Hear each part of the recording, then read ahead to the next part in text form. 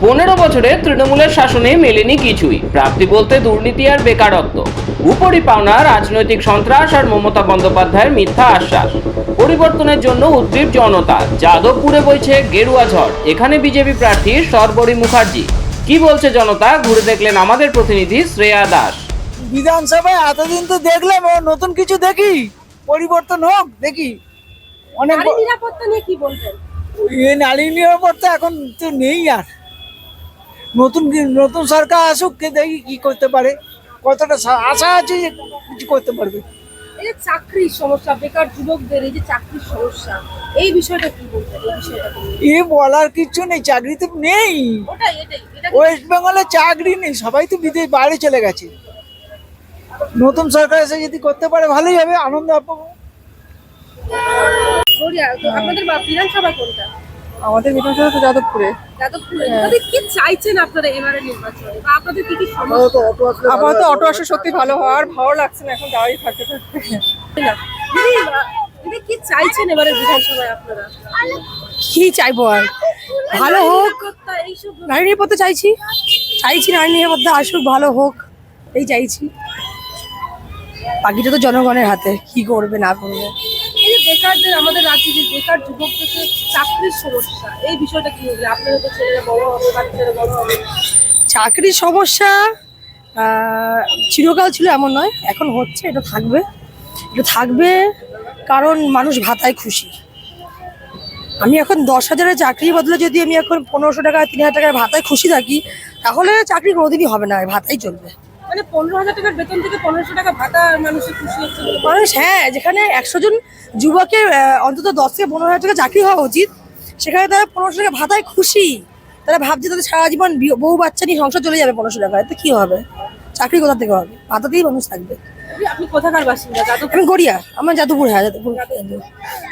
যে এখন যে বেকার সমস্যা, মানুষ খুব চিন্তার মধ্যে রয়েছে।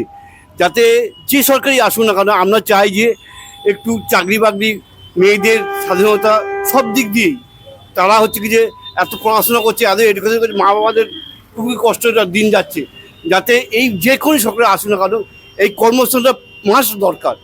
মানে আপনি চাইছেন সার্বিকভাবে যেন উন্নতি হোক। হ্যাঁ হ্যাঁ, আমরা নিরাপত্তা, মেয়েদের নিরাপত্তা তো আছেই এখন, এরকমই ঠিকই ঠিক, কিন্তু সবচেয়ে মেন দরকার পড়াশোনার হার ইংলিশটা উঠে গিয়েছে, ইংলিশে দরকার।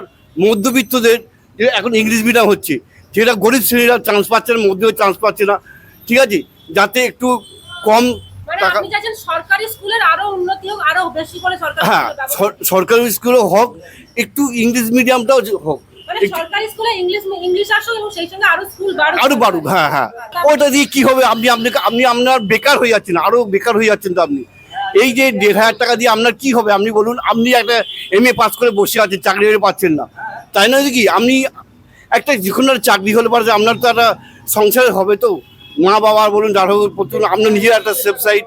আপনি এত পড়াশোনা করে MA পাস করে বসে আছেন, কিছু পাচ্ছেন, ডিগ্রিটি নিয়ে বসে আছেন, ঠিক আছে, তারপরে কি রেজাল্টটা কি দাঁড়াচ্ছে? নির্ভুল জিরো দাঁড়াচ্ছে। আপনি নিজে বলুন। আমরা সরকারি কর্মচারী, হ্যাঁ, রিটায়ার করে গেছি, সেখানে ডিএটা উনি ঠিক মতো দিতে পারছেন না। আরে কথা ছিল, সুপ্রিম কোর্ট অনেক কথাই বলে থাকে, উনি কটা মানেন।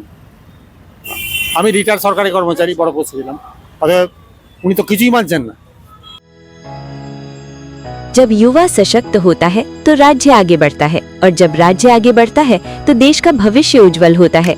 प्रधानमंत्री नरेंद्र मोदी के विकसित भारत के संकल्प को जमीन पर उतारते हुए मध्य प्रदेश के मुख्यमंत्री डॉक्टर मोहन यादव के नेतृत्व में राज्य सरकार युवाओं के सर्वांगीण विकास के लिए एक के बाद एक ऐतिहासिक कदम उठा रही है। युवाओं की शिक्षा, कौशल और आधुनिक तकनीकों में दक्षता के लिए शुरू हुआ है स्वामी विवेकानंद युवा शक्ति मिशन। रोजगार और करियर के अवसरों से जोड़ने के लिए मध्य प्रदेश युवा प्रेरक अभियान और भारतीय सेना, पैरामिलिट्री व पुलिस भर्ती के लिए पार्थ योजना, जहां युवाओं को मिलेगा 360 घंटे का विशेष प्रशिक्षण। सरकारी नौकरियों में युवाओं के लिए बड़ा अवसर, 1 लाख पदों पर भर्तियां जारी, और अगले 5 वर्षों में 2.5 लाख सरकारी नौकरियों का लक्ष्य।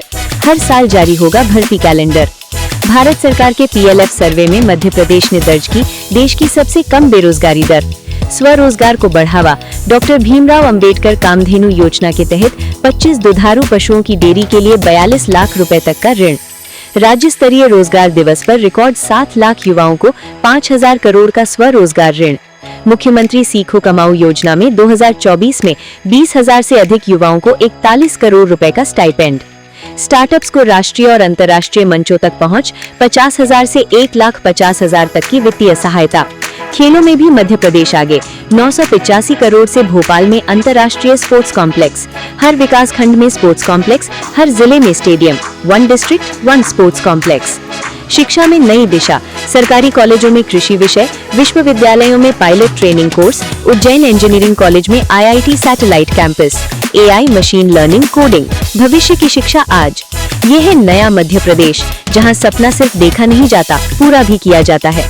प्रधानमंत्री नरेंद्र मोदी का मार्गदर्शन, मुख्यमंत्री डॉक्टर मोहन यादव का नेतृत्व और युवाओं की ताकत मध्य प्रदेश को बना रही है भारत का युवा शक्ति केंद्र।